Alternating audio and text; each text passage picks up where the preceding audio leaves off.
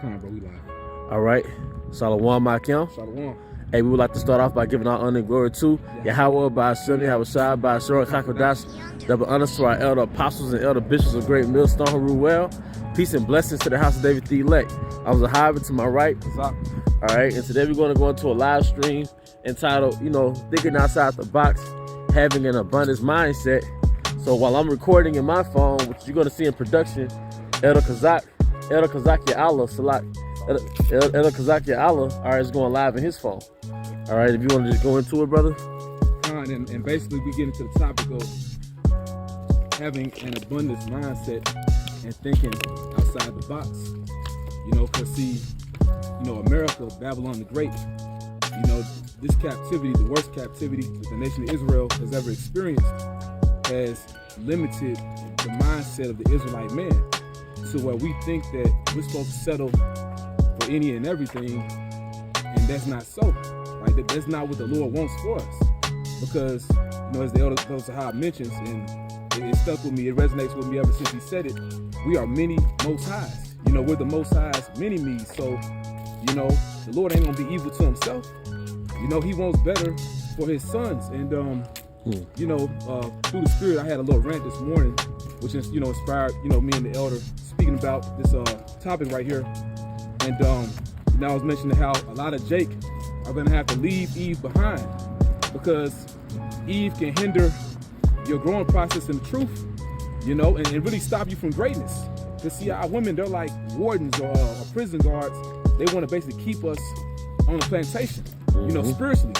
And we're in the mindset of leaving Babylon, but they want to stay here. And a lot of Jake, they're afraid to leave Eve.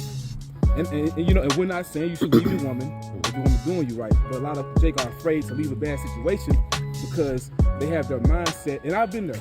You got your mindset on this one woman, but see, it's a whole earth. And this lesson is not just going into, women, but just there's a whole earth out here, man. We got to stop thinking small. You got your mindset on this one woman, bro. We about to inherit the kingdom of heaven. You know what I'm saying? So, hey, the Lord, he wants us to think big, man. We speak about, how we're going to inherit, the universe pretty much. Yahushua said he has all power in heaven and the earth. And he said in his Father's house, which is the universe, are many mansions. So why would you be so caught up? Like we get so caught up in minuscule things that don't get close to comparing to what we're about to inherit, man. And this is a beautiful point being made, because we've been institutionalized in relationships. Yep. We've been institutionalized in jobs. These little go to work, go home jobs, these little box plant jobs. We've been institutionalized in a little box to where you'll forget that you're living inside of a great expanse called the planet Earth. And one thing the 12 tribes don't do, especially the Southern Kingdom, is that they don't travel. Yep. And I'm a victim of that. And every time I leave, I forget, like, dang, it's a life outside of here. Yeah. It's a world outside of the world I live in. And not that it's all about let's go to different countries, right, but just the United States in itself, and thinking outside the box. And Eve is a warden, all right? She's a warden because she wants to keep you inside of your little community. She wants to keep your mind inside the nigga box. Yeah. If you decide to grow your hair out, Eve might have a problem with that. You don't have a hairline. Eve might have a problem with that. You don't wear Jordans. Eve might have a problem with that. Yep. You start cleaning yourself up off those niggerisms. Eve might have a problem with that.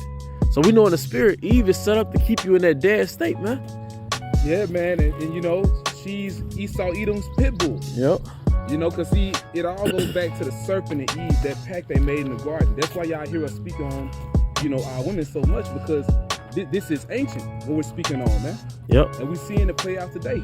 But it's funny that the elder had mentioned that, because, some of us brothers, we had went to DR, which, that's not important. But, we had went to the Dominican Republic, a few years back. But see, when we got to the Atlanta airport, we got to our connecting flight, basically on our way to the international area. you know, it was a so-called black woman that worked in the airport. I believe she worked for TSA, but she asked us, are we lost? Because we was going to the international area. Basically, she's like, these niggas, like, where you going? Yeah. You know what I'm saying? You lost? Yeah. I'm trying to remember exactly how she had said it. Y'all okay? Y'all going the wrong way. She said something like that. But basically, they can't look at us bigger than what America made us out to be. Yep. Who are y'all to travel? Who are you to do anything, you know, outside of what the American stigma makes you out to be? Right. You know? Hey, it's that nigga bite. Hey, brothers were literally stepping outside of the prison. You know, they were stepping outside of that gun line. But then, as it was said before in another lesson, there's a gun line inside of our mind, and that gun line creates restrictions. Yep. You know, who said that you had to be subject? And not saying that brothers should start multiplying women, but there's no such thing as a relationship in the Bible. You know, there's no such thing as a woman has the right to check your phone, man, which is really a parole officer. You know, there's no such thing as you cheating on a woman. So really, you're institutionalizing yourself. You're further imprisoning yourself. And that's a funny point too, because as Elder Pastor Ricard mentioned, the woman will be so quick to want to check your damn phone, but you try checking her shit. Yep. And see how that goes. So why would you? Right.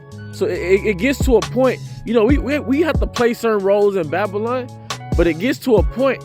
It's like, well, why would you put yourself in a situation that's inconsistent with what the Most High is making you out to be? Mm-hmm. The Most High is forging us to be kings and rulers and princes, but why would you have to leave that when you leave camp and go back to this little prison situation? Like I said, brothers got women, you know, but one thing we notice about Eve, she's called a nigger woman because she's never evolved. She's stuck in this little primitive, this little basic state, man. And she thinks that Jake is in this. She wants you to be inside that same little basic state, man. Yeah. And then a point you made before, you know, it's a lot of Jakes, man, and not talking down on Jake, but see, you got to broaden your horizon. It's a lot of Jakes. To be honest, you never left your city, man. Yep. And that's not the way to be. You know, scriptures speak about a man that traveled, have much experience. Now, you don't got to leave the damn country. I mean, as we see, Esau Edom, he bringing that NWO with a fury. So, I mean, it's pretty much travel restrictions right now anyway, unless, you know, you're getting tested all the time, or, you know, you got to get the juice. Or let's say if, you know, you leave the country, you didn't get the juice, but you come back in, you got to be quarantined and shit. Anybody got time for that? But basically, you know, just step outside of your comfort zone, man, and just see, once again, it's a whole earth. You see, you know, we on a reservoir, you know, you're giving the example, and it's beautiful out here. You know, get into the elements, man. You know, just leave that black culture paradigm that Esau Edom put us in, man. Yep, and who cares how you look, man? Like I said, Jake stuck in a box, man. I remember I used to I had a bike rack on my car in my